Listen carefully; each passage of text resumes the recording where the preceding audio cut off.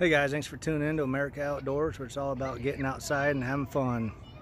It's a beautiful day out today. So my wife and kids and I decided to go out and have some fun. Found a park just west of Mobile. The Medal of Honor Park, probably the #1 park in Mobile. You got a splash pad, nice playground for the kids, racquetball or tennis ball court, frisbee golf, you have baseball, soccer.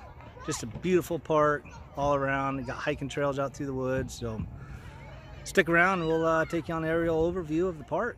Thanks for tuning in. If you like this video, click subscribe and mash that like button.